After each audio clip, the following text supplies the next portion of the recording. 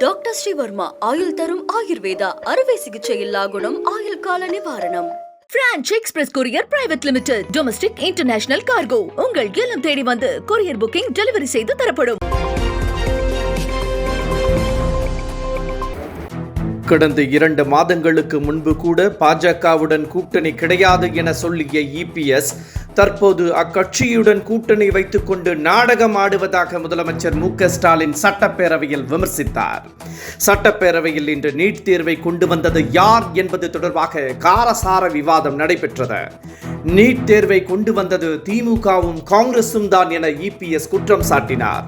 இதற்கு பதிலளித்த அமைச்சர்கள் மற்றும் காங்கிரஸ் தலைவர் செல்வ பெருந்தகை உள்ளிட்டோர் கருணாநிதி ஜெயலலிதா ஆட்சியில் நீட் தேர்வு வரவில்லை என்று கூறினர். தொடர்ந்து பேசிய முதலமைச்சர் மு.க. ஸ்டாலின் நீட் தேர்வை ரத்து செய்வதாக வாக்குறுதி அளித்தது உண்மைதான் என்றும் மத்தியில் திமுக கூட்டணி ஆட்சி அமைந்திருந்தால் நீட் விலக்கு பெற்றிருப்போம் என்றும் கூறினார். 2031 வரை பாஜகவுடன் கூட்டணி சேரமாட்டோம் என கூறிய அதிமுக தற்போது கூட்டணி வைத்துள்ளதாகவும் யாரை ஏமாற்ற இந்த நாடகம் வேண்டும் என்றும் முதலமைச்சர் சரமாரியாக கேள்வி எழுப்பியுள்ளார்.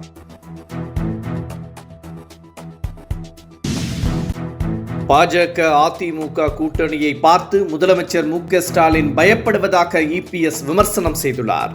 தமிழக சட்டப்பேரவை வளாகத்தில் செய்தியாளர்களிடம் பேசிய அவர் நீட் தேர்வு கொண்டு வந்தது காங்கிரஸ் திமுக கூட்டணிதான் என்றும் அதை ரத்து செய்ய போராடியது அதிமுக என்றும் குறிப்பிட்டார். இது தொடர்பாக பலமுறை விளக்கமளித்து விட்டதாகவும் பாஜகவுடன் திமுக கூட்டணி சேரும்போது நாங்கள் ஏன் சேரக்கூடாது என்றும் இபிஎஸ் கேள்வி எழுப்பினார். டாஸ்மாக் முறைகேடு புகார் தொடர்பான தீர்ப்பு நாளை மறுநாள் வழங்கப்படும் என சென்னை உயர்நீதிமன்றம் அறிவித்துள்ளது. டாஸ்மாக் தலைமையகம் உள்ளிட்ட இடங்களில் அண்மையில் அமலாக்கத்துறை சோதனை நடத்தியது. இந்த சோதனையின் இறுதியில் அமலாக்கத்துறை வெளியிட்டுள்ள அறிக்கையில் டாஸ்மாக் கடைகளில் 1000 கோடி ரூபாய் வரை முறைகேடு நடந்ததாக பரபரப்பு புகாரை தெரிவித்திருந்தது. இந்த நிலையில் அமலாக்கத்துறை சோதனையை எதிர்த்தும் அதை ரத்து செய்ய வலியுறுத்தியும் கைப்பற்றப்பட்ட ஆவணங்களை திரும்ப பெற வேண்டி டாஸ்மாக் மற்றும் தமிழக அரசு சென்னை உயர்நீதிமன்றத்தில் வழக்கு தொடர்ந்தன. இந்த வழக்கு தொடர்பான தீர்ப்பு நாளை மறுநாள் வழங்கப்படும் என சென்னை உயர்நீதிமன்றம் அறிவித்துள்ளது.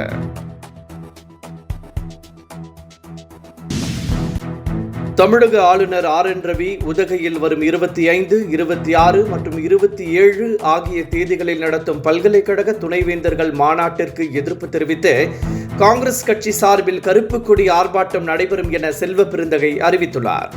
உச்சநீதிமன்றத்தின் தீர்ப்புக்கு எதிராக ஆளுநர் இந்த மாநாட்டை நடத்துவதாக கண்டனம் தெரிவித்துள்ள செல்வ பெருந்தகை நீலகிரி மாவட்ட காங்கிரஸ் கமிட்டி தலைவரும் சட்டமன்ற உறுப்பினருமான ஆர். கணேஷ் தலைமையில் காங்கிரசார் கருப்பு கொடி ஆர்ப்பாட்டம் நடத்தி ஒட்டுமொத்த எதிர்ப்பையும் தெரிவிக்க வேண்டும் என்றும் கூறியுள்ளார்.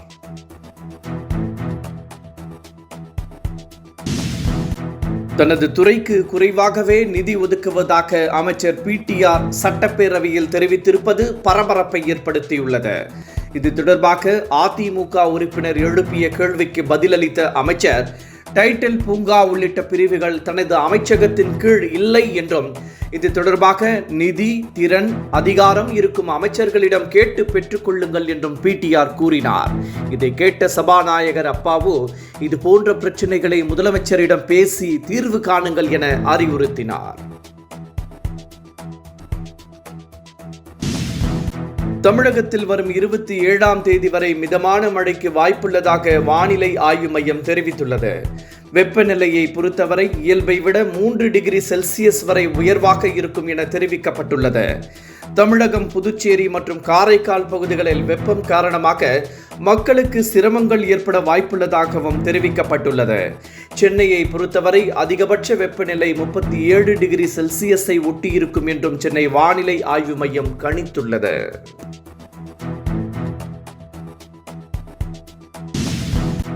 சென்னை மற்றும் அதன் சுற்றுப்புறங்களில் போக்குவரத்து விதிமுறைகளை கடைபிடித்த காவலர்கள் மக்களுக்கு முன்னுதாரணமாக இருக்க வேண்டும் என டிஜிபி சங்கர் ஜிவால் தெரிவித்துள்ளார்.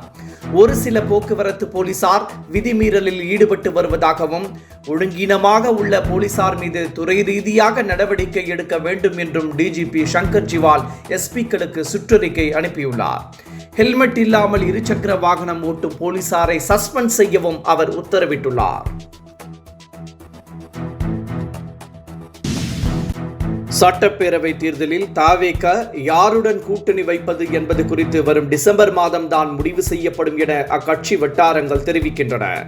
நடிகர் விஜய் தலைமையில் மட்டுமே கூட்டணி என்ற நிலைப்பாட்டில் உறுதியாக இருப்பதாகவும் தற்போது தேர்தல் களப்பணியில் நிர்வாகிகளை பணியாற்ற வைப்பதில் விஜய் தீவிரமாக ஈடுபட்டுள்ளதாகவும் கூறப்படுகிறது. இதன் பின்னர் மக்களை சந்தித்து கூட்டணி குறித்த அறிவிப்பை விஜய் வெளியிட வாய்ப்புள்ளதாகவும் தாவேக வட்டாரங்கள் தெரிவிக்கின்றன.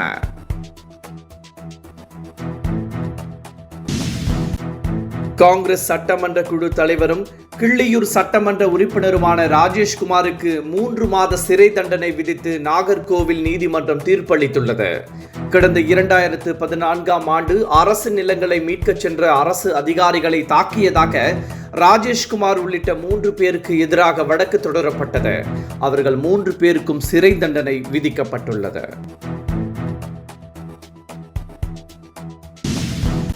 தனது மகனின் உடல் நலம் குறித்து அவதூறு பரப்புவோர் மீது சட்டப்படி கடும் நடவடிக்கை எடுக்கப்படும் என நடிகர் நெப்போலியன் எச்சரித்துள்ளார். இது தொடர்பாக அவர் நெல்லை மாவட்ட காவல்துறை கண்காணிப்பாளர் அலுவலகத்தில் புகார் அளித்துள்ளார்.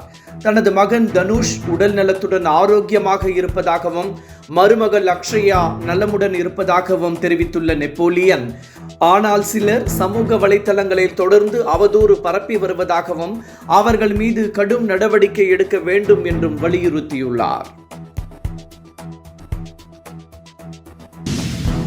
திரைப்படங்களை பொறுத்தவரை நடிகர்கள் தான் சம்பளத்தில் உயர்ந்த இடத்தில் உள்ளார்கள். அந்த நிலையை உடைத்து வருகிறார் ஸ்டார் இயக்குனர் ராஜமௌலி. ஷாருக் கான் போன்ற சூப்பர் ஸ்டார்களை விட இவர் அதிக சம்பளம் பெறுவதாகவும் மேலும் படத்தின் லாபத்தில் பங்கு உள்ளிட்டவை சேர்த்து ஒரு படத்திற்கு 200 கோடி ரூபாய்க்கு மேல் ராஜமௌலி பெறுவதாகவும் கூறப்படுகிறது.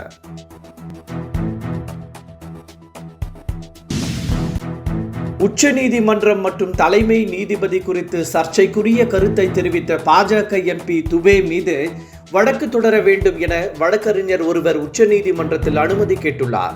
இதற்கு அனுமதி தேவையில்லை என கூறிய உச்சநீதிமன்றம் அட்டர்னி ஜெனரல் ஒப்புதலை பெற வேண்டும் என அறிவுறுத்தியுள்ளது. மசோதா வழக்கில் தமிழக ஆளுநருக்கு எதிராக தீர்ப்பு வழங்கிய உச்சநீதிமன்றம் மசோதா குறித்து 3 மாதங்களுக்குள் குடியரசுத் தலைவர் முடிவெடுக்க வேண்டும் என கூறியிருந்தது. இந்த தீர்ப்பை துபே உள்ளிட்ட பாஜக எம்பிக்கள் கடுமையாக விமர்சித்திருந்தனர்.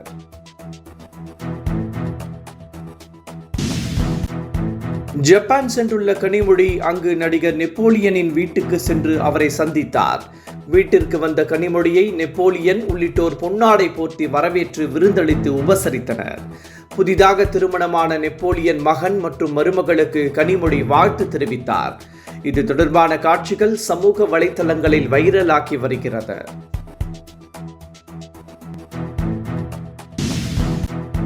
ஐபிஎல் போட்டிகளில் தொடர் தோல்விகளை சிஎஸ்கே அணி சந்தித்து வருவதால் அந்த அணி இடம்பெறும் போட்டிகளுக்கான டிக்கெட்டுகள் தற்போது மந்தமாக விற்கப்படுகின்றன.